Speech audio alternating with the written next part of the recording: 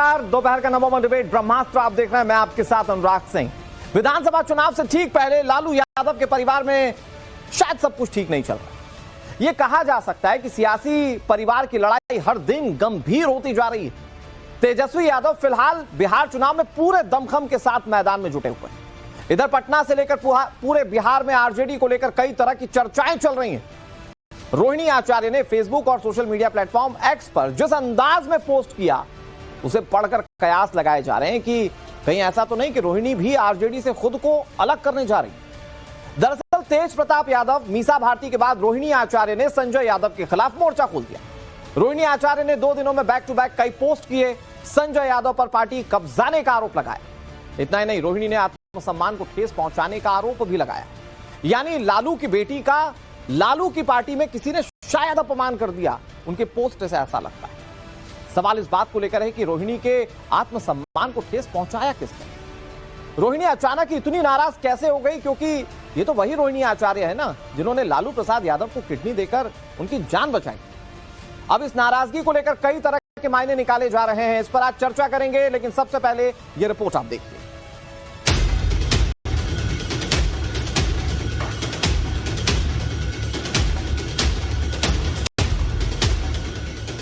ये तस्वीरें हैं रोहिणी आचार्य की, लालू प्रसाद यादव की वही बेटी जिसने अपने पिता को किडनी देकर सबका दिल जीत लिया था। तब आरजेडी ने रोहिणी आचार्य को पलकों पर बैठाया और रोहिणी बिहार के दिल में बस गई। लेकिन अब लालू यादव की इस बेटी के तेवर बदले बदले नजर आने लगे हैं। ये कहानी शुरू होती है साल 2022 से, जब सिंगापुर के माउंट एलिजाबेथ अस्पताल में लालू प्रसाद यादव का किडनी ट्रांसप्लांट हुआ था। डोनर बनी उनकी बेटी रोहिणी आचार्य। उस पल रोहिणी ने एक ट्वीट किया जिसमें लिखा था, ready to rock and roll, wish me good luck. Rohini के इस पोस्ट को तेजस्वी ने भी शेयर किया और फैमिली की एकता दिखाई। लेकिन साल 2025 आते आते तस्वीरें बदल गईं। मई में लालू यादव ने बड़े बेटे तेज प्रताप को पार्टी और फैमिली से 6 साल के लिए निष्कासित कर दिया। अब रोहिणी ने अपने भाई तेजस्वी के खिलाफ मोर्चा खोल दिया है। रोहिणी अपने लेटेस्ट पोस्ट में सीधे तौर पर तेजस्वी यादव और उनके सबसे करीबी माने जाने वाले संजय यादव पर तंज कस रही हैं। उन्होंने अपने पोस्ट में लिखा, जो जान हथेली पर रखते हुए बड़ी से बड़ी कुर्बानी देने का जज्बा रखते हैं, बेखौफी, बेबाकी, खुददारी उनके लहू में बहती है। इस पोस्ट के बाद भी रोहिणी आचार्य यही नहीं रुकी। रोहिणी आचार्य ने एक और पोस्ट किया जिसमें लालू यादव की बेटी के शब्द और भी तीखे दिखाई दिए। उन्होंने लिखा, मैंने एक बेटी और बहन के तौर पर अपना कर्तव्य और धर्म निभाया, आगे भी निभाती रहूंगी। मुझे किसी पद की लालसा नहीं है, ना मेरी कोई राजनीतिक महत्वाकांक्षा है। मेरे लिए मेरा आत्मसम्मान सर्वोपरि है। आरजेडी में विरासत की जंग छिड़ गई है। लालू 77 की उम्र को पार कर चुके हैं। खराब सेहत की वजह से पार्टी उनके कमान से बाहर हो चुकी है, जबकि तेजस्वी आरजेडी के क्राउन प्रिंस की भूमिका में विपक्ष के नेताओं और बिहार के खास वर्ग के लोगों के चहेते हैं। लेकिन अब लालू एंड फैमिली में तेजस्वी के खिलाफ बगावत की आवाज बुलंद होती दिख रही है। साल 2024 के चुनाव के दौरान भी रोहिणी के सारण से चुनाव लड़ने पर रोड़े अटकाने की कोशिश की गई थी। तब लालू की बेटी मीसा भारती ने संजय यादव पर बम फोड़ा था, पार्टी को कमजोर करने का आरोप लगाया था और आरजेडी को तोड़ने की साजिश बताई थी। वहीं पार्टी से निकाले जाने के बाद तेज प्रताप ने संजय यादव पर खुलकर निशाना साधा, उन्हें पार्टी का जय चंद बताया। भी हम तेज प्रताप यादव के आवास के बाहर खड़े हैं, वो तस्वीर हम आपको दिखा दें। चूंकि संजय यादव के खिलाफ सबसे पहले मोर्चा तेज प्रताप यादव ने ही खोला था। जिस तरह से उन्होंने संजय यादव के खिलाफ खुलकर बात की थी कि तेजस्वी यादव जयचंदों से घिरे हुए हैं, इस तरह के बयान तेज प्रताप यादव के द्वारा दिया गया था। और उसके बाद सियासत जो है वो काफी तेज हो गई थी तेज प्रताप यादव को लेकर कि किस तरह से संजय यादव के खिलाफ वो खड़े हुए और जो चीजें सामने आई कि उनको पार्टी तक से भी बाहर जाना पड़ा। हालांकि उसके पीछे की वजह कुछ और रही, लेकिन निश्चित तौर पर तेजस्वी यादव के बेहद करीबी है संजय यादव, और ऐसे में उन पर कोई टिप्पणी करना पार्टी के किसी भी नेता के बूते की बात नहीं है। यही नहीं, तेज प्रताप यादव को जब भी मौका मिलता है वो अपने भाई तेजस्वी पर हमला करने से जरा भी नहीं चूकते। सत्ता में बैठेंगे तो, क्योंकि तेज प्रताप यादव इसी बात के लिए जाने जाते हैं कि दूसरा कौन है। किनके अंदाज में जाने जाते हैं पूरा बिहार का जनता जानता है। अब बहुत सारा लोग जो है आरएसएस माइंडेड, भाजपा माइंडेड, सब जगह हर एक दल में घुसा हुआ रहता है।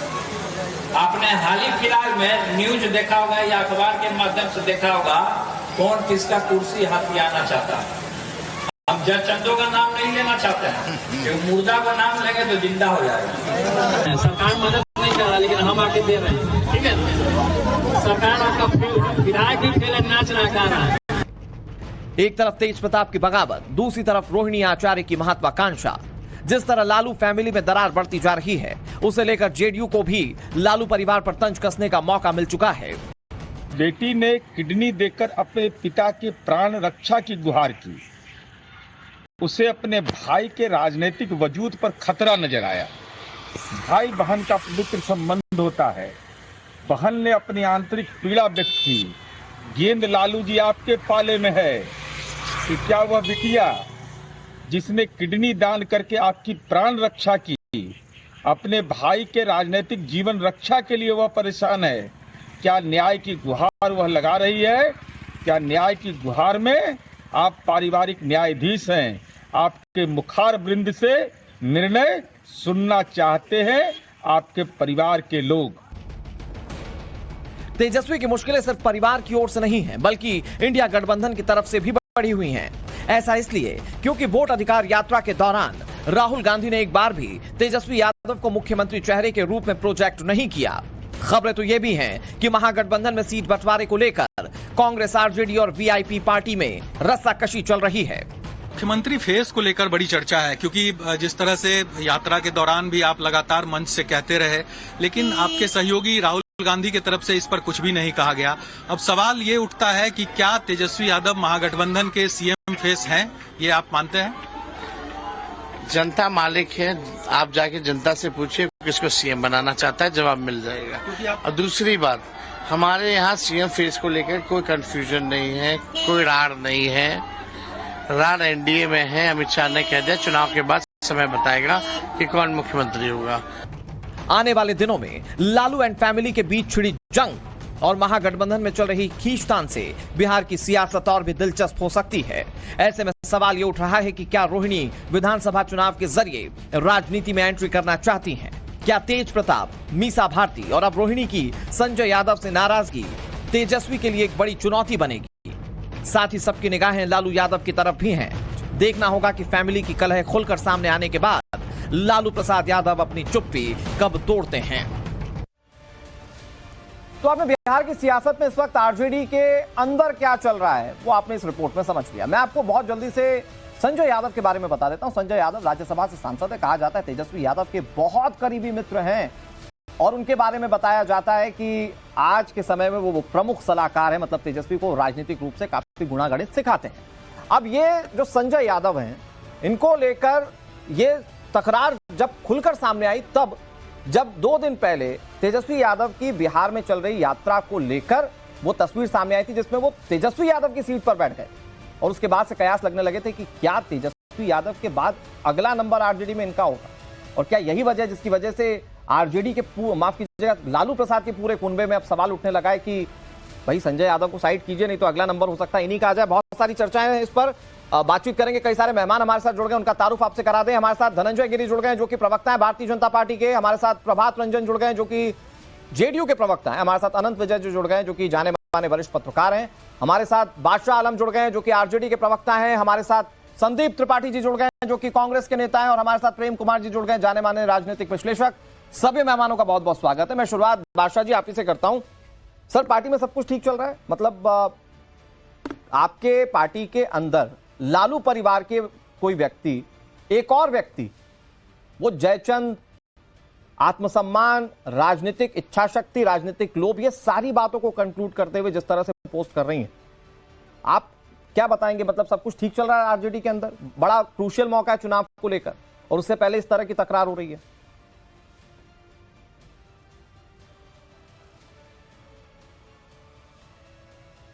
बादशाह आलम जी, आप तक आवाज पहुंच रही है? हाँ आ रही है आवाज आ रही। बादशाह जी, बड़ा सीधा सा सवाल है, सब कुछ ठीक है सर आरजेडी के अंदर? लालू परिवार के अंदर पहले तेज प्रताप छिटक गए, मीसा भारती की नाराजगी संजय यादव को लेकर पहले भी सामने आ चुकी है, अब खुलकर रोहिणी आचार्य सामने आ रही हैं। सब कुछ ठीक है सर पार्टी के अंदर, परिवार के अंदर? नहीं, पार्टी के अंदर सब कुछ ठीक है, परिवार के अंदर भी सब कुछ ठीक है और बिहार के अंदर भी बहुत कुछ ठीक है। अच्छा, ये तो मीडिया को कोई एक छोटा सा पारिवारिक मसला अगर सामने आ जाता है तो उसकी इतना ना हाईलाइट करती है कि बिहार के मुद्दे एक तरफ को चले जाते हैं। इस वक्त जो बिहार के मुद्दे हैं, जिस तरह से बिहार अधिकार यात्रा चल रही है, तो जब हमारी कोई यात्रा जनसंपर्क की चलती है तो इस तरह के मुद्दे मीडिया के थ्रू लाए जाते हैं ध्यान को भटकाने के लिए। बादशाह जी गलत बात। देखिए एक मिनट बादशाह जी, सॉरी मैं आपको रोक रहा हूँ, बादशाह जी सॉरी मैं आपको रोक रहा हूँ, कंस्ट्रक्टिव डिबेट करते हैं। बादशाह जी देखिए, पहली बात तो ये, आप लोगों की समस्या ये है कि आप लोगों के बारे में बात करें तो क्यों कर रहे हैं, नहीं कर रहे हैं तो क्यों नहीं कर रहे हैं। भाई हम थोड़ी गए थे लेने रोहिणी आचार्य से रिएक्शन, हम थोड़ी गए थे लेने, सोशल मीडिया प्लेटफॉर्म पर उन्होंने रिएक्शन डाले थे जिस पर सवाल ये खड़े हो रहे हैं। अनुराग जी, बिहार का क्या एक यही मुद्दा है ये 2025 के, लेकिन बिहार का ये भी एक मुद्दा है बादशाह जी, बिहार का ये भी एक मुद्दा है भाई। तेजस्वी यादव खुद को मुख्यमंत्री बताते हुए प्रोजेक्ट कर रहे हैं पार्टी के अंदर ही। जिस पार्टी को वोट देना भाई, क्या सिर्फ तेजस्वी को वोट दें या आरजेडी को वोट दें? आज बादशाह आलम ये बताएं कि आरजेडी को वोट दें या तेजस्वी को वोट दें, और अगर आरजेडी को वोट देना है तो पार्टी के नेताओं के बारे में बिहार की जनता को जानने का हक है कि नहीं है?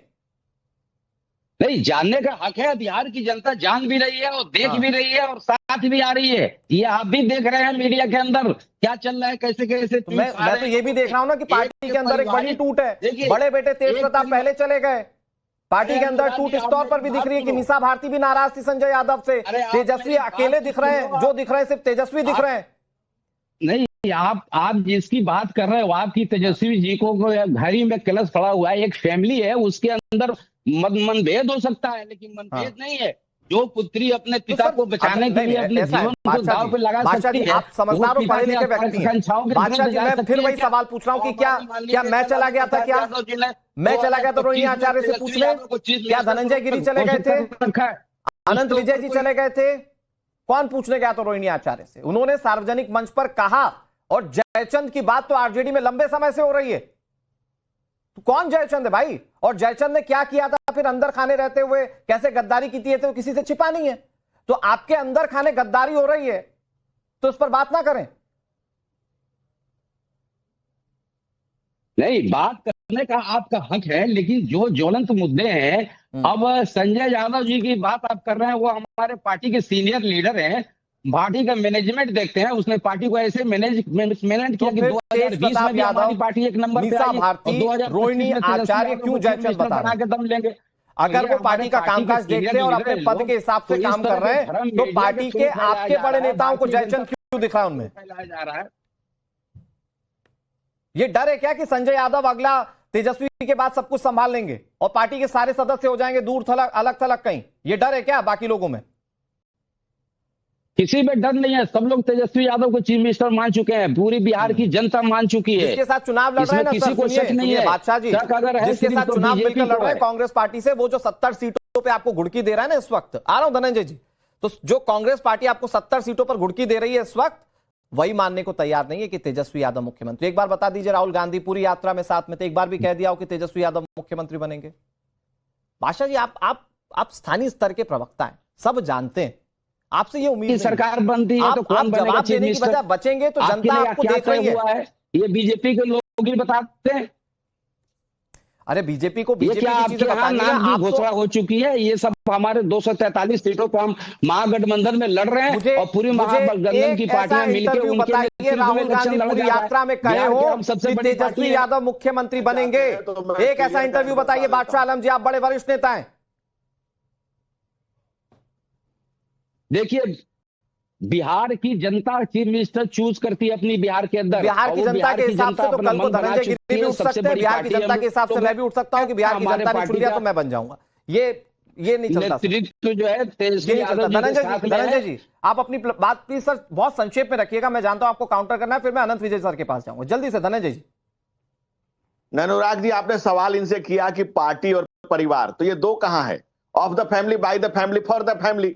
फैमिली को चलाने के लिए एक पार्टी का निर्माण किया गया जिसमें बाकी लोगों को पालकी ढोनी है, कंधे लगाने हैं, और कांग्रेस को भी पालकी ढोनी है, कांग्रेस को भी कंधे लगा के चलना है, और जो बादशाह भाई कह रहे थे कि बिटिया ने अपने पिता को बचाने के लिए, वही बिटिया पार्टी को बचाने के लिए बात उठा रही है। जब संजय स्वयं की जय खोजने लगे, अपनी जय जयकार का उन्होंने फोटो लगाना शुरू किया तेजस्वी के कुर्सी पर बैठ करके, तो सवाल उठने लगे कि लालू परिवार का क्षय हो रहा है। बड़े पुत्र को पहले ही उन्होंने बाहर का रास्ता दिखा रखा है, कुछ तो ठीक नहीं है, कुछ तो गड़बड़ है। और सत्ता की लोलुपता जब बढ़ती है तो लालटेन का फूटना और लालटेन में फूट होना ये बहुत स्वाभाविक बात है कि जिस लालू यादव ने लठ से लोकतंत्र को कंट्रोल किया था, वो लालू की लठ बूढ़ी होती जा रही है। और धीरे धीरे जैसे बड़े पुत्र बाहर चले गए, दूसरे पुत्र का दूसरी कहानी सुन रहे हैं। संजय जी का इंटरफेरेंस बहुत लंबे समय से आप सुनते आ रहे हैं, पूरी पार्टी को कंट्रोल कर रहे हैं। तो जो सत्ता के प्रति, पद के प्रति जो लुलुपता है, जो देखा जा रहा है कि भाई पूरे राज्य को आपने जातियों में, तमाम चीजों में बांट के रखा है सिर्फ इसलिए वो लालू परिवार की। Dhananjay sir, you made your point, और मैं आऊंगा फिर बीजेपी के लिहाज से सारी चीजों को समझने के लिए। ठीक है सर, आपने काउंटर कर लिया और आपने जो बातें कही इस पर जवाब भी आरजेडी को देना चाहिए। बादशाह जी, आपका थोड़ा फ्रेम हिलडुल रहा है, थोड़ा उसको प्लीज ठीक करवा लीजिए। लेकिन आनंद सर, मैं चाह रहा हूं कि आप समझाइए सर कि एक बेटी जिसने अपने पिता को किडनी दे दी अपनी, मतलब आज तो टेक्निकली एक ही किडनी पर है ना, रोहिणी आचार्य, जिन्होंने अपने पिता के लिए अपनी जिंदगी में वो जो सबसे ज्यादा कुर्बान कर सकती थी वो कर दिया। उसके बाद उन्हें यह कहना पड़ा कि मैं आत्मसम्मान से कोई समझौता नहीं करूंगी। वो जयचंद वाली बात कह रही है, वो ये कह रही है मुझे कोई पद का लोभ नहीं है। ये क्या इंडिकेट करता है सर बिहार की सियासत के हिसाब से और आरजेडी की अपनी सियासत के लिहाज से? देखिए अनुराग जी, इसमें कोई दो राय नहीं है। आरजेडी के प्रवक्ता अभी कह रहे थे कि छोटी मोटी बातें होती हैं, ये छोटी मोटी बात ही मान ली जाए उनको, लेकिन उन्होंने स्वीकार कर लिया इस बात को कि परिवार में कुछ ठीक नहीं चल रहा है। क्योंकि मीसा भारती जी जब चुनाव पाटलिपुत्र से लड़ना चाहती थी तब भी इस तरह की बात आई थी कि उनकी जगह पर पार्टी में कुछ अन्य जो शीर्षस्थ नेता हैं वो किसी और को चुनाव लड़वाना चाहते हैं। तब भी तेजस्वी यादव ने अपनी बहन मीसा के पक्ष में बयान दिया था और कहा था कि पाटलिपुत्र से आरजेडी की उम्मीदवार वही होंगी। और जो चुनाव लड़ना चाहते थे वो रांची जाकर लालू यादव जी से अस्पताल में मिलकर, पांव छूकर, उनके आशीर्वाद लेकर बाहर निकले थे और उन्होंने ये घोषणा की थी कि पाटलिपुत्र से चुनाव वही लड़ेंगे। तो ये सारी चीजें बहुत लंबे समय से चल रही है। पर हाँ, रोहिणी आचार्य जिनकी हम सब लोगों ने इस पैनल पर बैठे, मुझे लगता है सबने उनकी इस बात के लिए प्रशंसा की थी कि उन्होंने अपने पिता के लिए अपनी बाकी बची जिंदगी को दांव पर लगाने का साहस दिखाया। और पूरे इंटरनेट मीडिया से लेके समाचार पत्रों से लेके हर माध्यम में उनकी प्रशंसा हुई थी। अब ऐसा क्या हुआ है कि उनको इस प्रकार का 2 दिनों पूर्व ट्वीट करना पड़ा? कुछ तो गड़बड़ है। और सारी सुई संजय जी की तरफ इसलिए जा रही है क्योंकि संजय यादव जी परिवार के बाहर के व्यक्ति हैं। हरियाणा मैं 2 तरीके से इस चीज को समझना चाहूंगा। आनंद सर, थोड़ा सा विस्तार में अगर आप समझाए, कम समय लेते हुए, फिर मैं वापस बादशाह जी के पास जाऊंगा, फिर बीजेपी के पास। आनंद सर, पहला तो ये कि क्या ये लालू परिवार को दिखने लगा है कि कोई ऐसा व्यक्ति जो परिवार के बाहर का है वो इंटरनली फिक्स्ड हो रहा है? क्योंकि बस में जो जगह तेजस्वी यादव की थी वहां पर बैठ गए थे संजय यादव जी, और यही बात पार्टी के अंदर खाने, मतलब अभी तो बादशाह आलम स्वीकार नहीं कर रहे हैं, ये परिवार के अंदर ही नहीं, परिवार के अंदर भी कई लोग, माफ कीजिएगा, पार्टी के अंदर भी कई लोग सवाल उठा रहे थे इस बात को। तो एक तो इस लिहाज से समझाने की कोशिश कीजिएगा सर। दूसरा कि परिवार के लोग, अगर तेजस्वी अंदर खाने बातें होती होंगी परिवार के लोग जब मिलते होंगे, तो क्या तेजस्वी यादव को बताया गया कि भैया ये जयचंद का काम कर रहे हैं, और तेजस्वी यादव ने उन सारी बातों को दरकिनार किया होगा, अपने परिवार के लोगों की बातों को, और फिर उसके बाद वो सारी बातें संजय यादव की सुन रहे हैं? इन दोनों पहलुओं को समझाइएगा सर बिहार की सियासत के लिहाज से। देखिए, इसमें पहला जो आपने कहा कि पार्टी में जिस प्रकार से संजय जी जाके तेजस्वी की सीट पर बैठ गए, तो ये मुमकिन नहीं है। संजय यादव वैक्यूम बॉय है, वो तेजस्वी यादव को पीछे से सपोर्ट करते हैं। ये तेजस्वी यादव पर उनका बहुत गहरा प्रभाव है और उनसे आपकी आवाज इको कर रही है सर। ऐसा जानने वाले बताते हैं कि बिना आनंद सर, आपकी आवाज इको कर रही है, एक बार प्लीज जरा चेक कीजिएगा। मैं करवाता हूं सर इसको, मैं फिर से ठीक करवाता हूं इसको और फिर आपके पास आऊंगा। बादशाह आलम जी, भाई वरिष्ठ पत्रकार हैं अनंत विजय जी, और वो इसको बहुत अच्छे तरीके से दर्शकों को समझा रहे हैं। पार्टी के अंदर क्या एकमात्र, मतलब मैं सब कुछ, कोई दूसरा कुछ नहीं, क्या तेजस्वी यादव इस रास्ते पर है?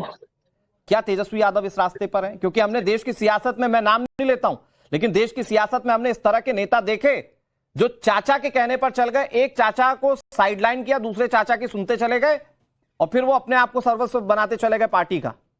तो वो हमने देखा है देश के दूसरे राज्यों में सियासत में। क्या उसी रास्ते पर है तेजस्वी यादव कि पार्टी में जो हूं मैं हूं, दूसरा जयचंद बताएगा, दूसरा गद्दार बताएगा, फिर भी मैं नहीं सुनूंगा, मैं सुनूंगा तो सिर्फ अपनी सुनूंगा। क्या तेजस्वी यादव इस रास्ते पर? जल्दी से बादशाह जी। नहीं, देखिए, तेजस्वी यादव का परिवार इस वक्त जो है 14 करोड़ बिहार की परिवार है, और तेजस्वी यादव अपने परिवार के बारे में सोच रहे हैं और परिवार उनको एक्सेप्ट भी कर रहा है। ये ध्यान भटकाने के लिए इधर उधर के मुद्दे को लेकर और इलेक्शन से जोड़ के देखा जाए आलोक जी, तो ये कहीं की आज ये तो आपकी पार्टी के अंदर बादशाह जी, आज बिहार के अंदर जो है गरीब की थाली इस सियासत में दस्तावेज बन गई है। SIR को लेके लोग कितना परेशान है, रोजगार का क्या हाल है, यहाँ लॉ एंड ऑर्डर क्या है, इनके मंत्री गांव गांव में दौड़ाए जा रहे हैं। जब आप इस तरह के बिहार के मुद्दों की बात करते हैं तो यही जनता जो वोटर है बिहार की, वो सवाल पूछती है कि आपसे घर संभल नहीं रहा है, बिहार क्या संभालिएगा? तो आपके घर के अंदर खाने की आवाज आपसे संभल नहीं रही है, आप पूरा बिहार क्या संभालिएगा? लोग सवाल पूछते हैं एनडीए गठबंधन में क्या वो परिवार के ऊपर अटैक करेंगे? अरे एक परिवार है, उसमें किचन के अंदर 10 बर्तन रखे हुए हैं, कोई बर्तन निकालिए तो उसमें थोड़ी खिटपिट होती है। अरे तो टूट जाएगा बर्तन, आपका एक बर्तन टूट तो गया है, तेज प्रताप यादव बाहर तो गए, जाकर तेजस्वी यादव की कॉन्स्टिट्यूएंसी में कहते हैं विधायक कुछ नहीं करता है। धनंजय गिरी जी, क्या ये परिवार के बर्तन आपस में टकरा रहे इसलिए आवाज आ रही है, या कुछ बर्तन टूट भी गए? तेज प्रताप जाकर तेजस्वी की कॉन्स्टिट्यूएंसी में कहते हैं विधायक कुछ काम नहीं कर रहा है, ये कितना डेंट करेगा वहां पर इनको, तेजस्वी को? सबसे पहले तो मैं बादशाह भाई का शुक्रिया अदा करता हूं कि उन्होंने स्वीकार किया कि घर के बर्तनों में आवाज हो रही है, घर के बर्तन आपस में टकरा चुके हैं। ये इन्होंने स्वीकार किया, बड़े दिल से, बड़े मन से, सच्चे मन से स्वीकार किया। मैं इसके लिए इनको धन्यवाद देता हूं। और ये सच है, सत्ता की लड़ाई लालू परिवार में चरम पे आई, बड़े बेटे को निकाला गया, यहां तक कि तेज प्रताप के सामने कहा गया कि तेजस्वी, बिहार का नेता तेजस्वी जैसा, उन्होंने कहा कि चुप रहो, तेज प्रताप ने डांट दिया। अब ये परिवार में खंड विखंड की स्थिति आ गई है। जिस लालू यादव ने बिहार को जातियों में बांटा, वर्गों में बांटा, तमाम चीजों में बांटा, और एक परिवार ने बिहार को दीमक की तरह चाटा, वो परिवार जिसने वो दर्ज हो ही नहीं सकता FIR में जो लालू ने रह के लूटा है सरकार में, वो है दलितों, वंचितों, शोषितों, पीड़ितों के आंखों के सपने, अरमान, उनके मन में एक विश्वास के एक हमारा नेता आया है। लेकिन लालू यादव सामाजिक न्याय जपना और सबका माल अपना, जिस तरह से बिहार में उन्होंने लगा दिया और लोकतंत्र का सपना दिखा करके जिस तरह से सबको पीस दिया, आज उनके परिवार में जूतम पैजार शुरू हो गई है। ये सबको सत्ता चाहिए, मिशा को भी चाहिए। मैं फिर आ रहा हूं आपके पास धनंजय जी, मैं फिर आ रहा हूं आपके पास, मैं फिर आ रहा हूं आपके पास। मैं ये पूछूंगा आपसे कि ये बीजेपी को फायदा देने वाला है क्या, एनडीए को फायदा देने वाला है क्या, मैं इस पर बात करूंगा। लेकिन संदीप जी, अगर चुनाव से एन पहले परिवार के बर्तन, क्योंकि अब तो आरजेडी के खुद के प्रवक्ता बैठकर मान रहे हैं कि परिवार के बर्तन खटक रहे हैं, एक आध मुझे लगता है टूट भी गया है, खैर ठीक है, वो आप अपने हिसाब से देख लीजिए। लेकिन मैं बिहार के आने वाले चुनाव के लिहाज से आपसे समझता हूं कि भाई कांग्रेस पार्टी ने अगर आरजेडी के साथ गठबंधन किया तो जाहिर बात है जीत के लिए किया होगा, परिवार आपस में टकराएंगे तो जीतिएगा कैसे बिहार का चुनाव? राहुल गांधी के माथे पर एक और चुनाव हारने का दाग लग जाएगा संदीप जी, अगर ये परिवार आपस में टकराता रहा तो। 90 से 91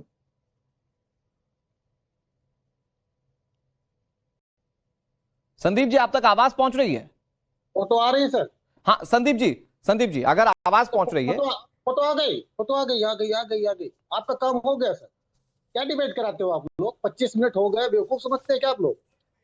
संदीप जी क्या बेवकूफ समझ? नहीं, मुझे बोल रहे हैं, जिसको आप समझ देना दे दीजिए। फोटो में खिंचा रहा हूँ, फोटो मेरी बराबर आएगी। आपको ये होगा कि कांग्रेस के लोगों को आपने बुलाया था, आप फोटो ले लीजिए। ये अभी पहला राउंड में बोलना स्टार्ट किया, बरसे चला रहे हो। ये डिबेट है, ये डिबेट का तरीका है। नहीं, पीसीआर में बैठ के कुछ लोग हंस भी रहे हैं आपकी ये बात सुनकर, वो ठीक बात है, ये तो उनका कॉल है। लेकिन संदीप त्रिपाठी जी सुनिए ना, ये फ्रेम जिसने फ्रेम ही बनाया, देखिए कितनी नजदीकी दिखा रहे हैं, भाजपा वाले ऊपर, कांग्रेस वाले नीचे। अरे इतने पर बात कीजिएगा संदीप त्रिपाठी जी, मुद्दे की बात नहीं कीजिएगा। मैं भी पत्रकारिता का स्टूडेंट रहा हूँ साहब। संदीप जी, आप मुद्दे की बात नहीं कर रहे हैं आप। संदीप जी, मुद्दा ही है कि आज देश का मीडिया दलाल हो गया है भाजपा का। आप दलाल हैं, उसको ये आप दलाल हैं, आप दलाल हैं, आप फालतू की बात कर रहे हैं। Sandeep ji, I am sorry to से, ये शब्द मैं नहीं इंडोर्स करूंगा।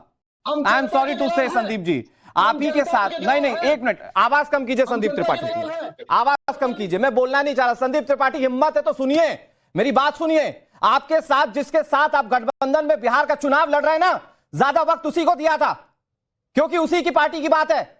आपको बुरा लग रहा है? अभी पूछ दूंगा 2 सवाल, जवाब नहीं दे पाएंगे। आए बड़े पत्रकारिता के स्टूडेंट बन रहे हैं, जिससे रिलेवेंट मुद्दा था उसके पास में गया, फालतू की बात मत कीजिए। हमने पूरी रिपोर्ट दिखाई, उसके बाद सिर्फ 11 से 12 मिनट हुए, सुनने में बुरा लग रहा है। 90 चुनाव हार गए ना, 91 चुनाव की बात बीजेपी कर रही है। हो सकता है जवाब ना हो आपके पास, अगर है जवाब ना संदीप जी, है जवाब संदीप त्रिपाठी आपके पास, तो बताइए कि पार्टी के अंदर की अंदरूनी लड़ाई से लड़ेंगे या बिहार की जनता से ये बता पाएंगे कि हम महागठबंधन से लड़ रहे हैं? अगर जवाब है तो बताइए। इस डिबेट के कार्यशैली पर सवाल मत उठाइए, आपको आपका मौका पूरा मिलेगा। अनुराग जी, जरा एक चीज ये बता दीजिए, आपको हम पार्टी के राष्ट्रीय अध्यक्ष रोते हुए नहीं दिखे? उसको आप रिपोर्ट में दिखाते, वो रोते हुए कहते हैं कि भैया हमको 20 सीट दे दीजिए। अब ठीक है, अब आप सवाल उठाइए, बीजेपी जवाब देगी। नहीं, ये सवाल आपसे भी है सर, उनको दिखाना चाहिए था। हाँ, अगर आप इस टॉपिक को लेकर आ रहे हैं कि जो है इंडिया गठबंधन में इस तरीके की बातें हैं, तो वहां पर जो बातें हैं वो उसको आप क्यों नहीं दिखाते हो? मेरा सवाल ये है। हाँ। सबसे बड़ा सवाल यही है। तो मैंने संदीप जी सुनिए ना, संदीप जी आपको तो मंच दिया ना ये सवाल उठाने का, आप उठाइए, बीजेपी जवाब देगी। देखिए वर्सेस भी चल गया, देखिए वर्सेस भी चल गया। लेकिन संदीप जी मेरी बात सुनिए, मैं कह रहा हूं कि आप तो बिहार जीतने के लिए ना आए हैं, बिहार जीतने के लिए आप लोग आरजेडी के साथ आए। पार्टी अंदर खाने, परिवार अंदर खाने लड़ेगा तो कैसे जीतेगा बिहार का चुनाव? इस पर ना जवाब दीजिए। अब जवाब देता हूँ। हाँ, प्लीज जवाब देता हूँ। तो 2 चीजें। पहली चीज, अगर परिवार के झगड़े की बात है सर, तो बिल्ली होती है सर, वो छीका टूटने का इंतजार करती है। अब भारतीय जनता पार्टी गई, पहले जो है एक पार्टी हुआ कर आपके यहाँ, बहुत बड़ी पार्टी थी, रामविलास पासवान जी हमारे यहाँ 3 बार आए हैं। मतलब हमारे यहाँ उत्तर प्रदेश में प्रतापगढ़ के कुंडा और बाबागंज से उनका प्रत्याशी लड़ता था। एक ऐसी पार्टी निपटाकर बिहार में ही खत्म कर दिया। आज वो जो है चिराग पासवान जी कह रहे हैं हमको मुख्यमंत्री बना रहे, बनाओ, कह रहे तुम हनुमान हो, हनुमान बन के रहो, राजा नहीं बन सकते हो। मतलब आप साइड में रहिए, राजा रानी रहेंगे। ये जो दिक्कत है उनके बिहार में कांग्रेस कहाँ है चुनाव में? लेकिन आप जीतिएगा अगर परिवार अंदर खाने लड़ता रहेगा तो महागठबंधन कैसे लड़ेगा एनडीए से? जितना उनको मिल रहा है। नहीं धनंजय जी, एक मिनट, संदीप त्रिपाठी जी से उसको लेने दीजिए। नहीं, ये तो पता चले कि संदीप त्रिपाठी के पास जवाब क्या है। संदीप त्रिपाठी जी ठीक है, उनके अलायंस में एनडीए में बहुत टूट है। धनंजय गिरी आपके जवाब देने के बाद ही जवाब देंगे, मैं सब मान गया। बस मुझे ये बताइए संदीप त्रिपाठी जी कि परिवार आपस में लड़ेगा तो आप एनडीए से कैसे लड़ेंगे? जीत जाएंगे ऐसे चुनाव? बिल्कुल जीत जाएंगे सर। फिर एक बात आप समझिए, देखिए तेजस्वी जी, आज तेज प्रताप जी बहुत अच्छे लग रहे हैं भारतीय जनता पार्टी को।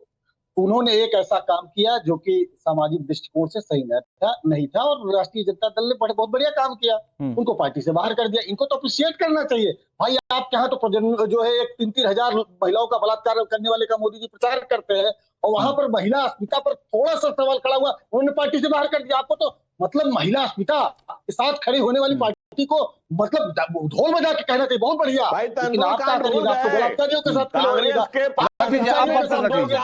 अब देखिए ये जो कांग्रेस पार्टी तंदूर कांड करने वाली पार्टी, तंदूर कांड भूल गए।